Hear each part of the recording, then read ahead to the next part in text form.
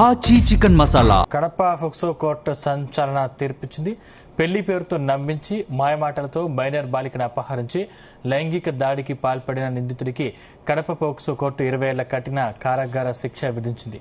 2021 December 13న Jammalamadugu మండలం సుడిమంచిపల్లికి చెందిన నిందితుడు మహమ్మద్ బాషా సిరిగేపల్లికి చెందిన ఒక మైనర్ బాలికను పెళ్లి చేసుకుంటానని నమ్మించి ఇంటి నుంచి తీసుకెళ్లాడు.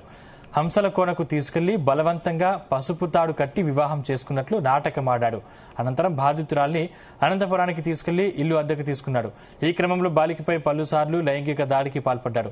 జమ్మలమడుగులో బాలిక తల్లిదండ్రులు మిస్సింగ్ కేసు పెట్టినట్లు తెలిసి పరారయ్యాడు. ఇంటికి చేరిన బాలిక తల్లిదండ్రులకు విషయం తెలపగా జమ్మలమడుగు పోలీసులు పోక్సో కేసు నమోదు చేశారు.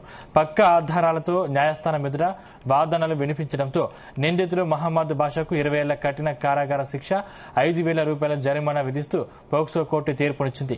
బాధితురాలి భవిష్యత్తు కోసం 5 లక్షల రూపాయల పరిహారం అందించాలని జిల్లా కలెక్టర్ను ఆదేశించింది.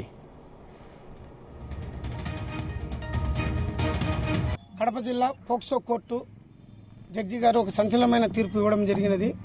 2021 సంవత్సరంలో Jammalamadugu TKR school van driver Mohammed Basha అన్న అతను ఇంటర్మీడియట్ చదువుతున్న ఒక అమ్మాయికి మైనర్ బాలికని మాయమాటలు చెప్పి ఆ అమ్మాయిని హంసలదీవికి తీసుకుపోయి మొద్దునూరు దగ్గర హంసల కోనలకు తీసుకుపోయి పసుపు తాడు కట్టి నేను పెళ్లి చేసుకున్నానని చెప్పి ఆ అమ్మాయికి మాయమాటలు చెప్పి ఆ అమ్మాయిని శారీరకంగా అనుభవిస్తాడు.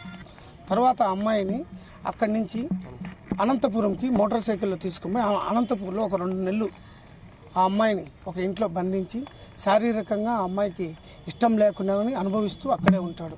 తర్వాత జమ్మలమడుగులో ఆ అమ్మాయికి సంబంధించిన తల్లిదండ్రులు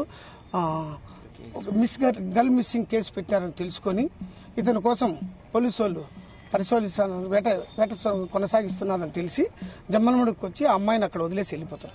తర్వాత ఆ అమ్మాయి డిఎస్పీ గారు నాగరాజు దగ్గర సాక్ష్యం చెప్తూ బాధితుల తరపున నేను పబ్లిక్ ప్రాసిక్యూటర్ నేను కేసు వాదించినాను. మాకు కోర్టులో సరైన టైంలో మాకు సాక్షులను ప్రవేశపెట్టడానికి మా కోర్టు మానిటరింగ్ అయిన ఆకుల నాగేంద్ర గారు మరియు కానిస్టేబుల్ అహ్మద్ బాషా, ఎస్ఎం బాషా జమ్మలమడుగు వారు చాలా సహకరించినారు.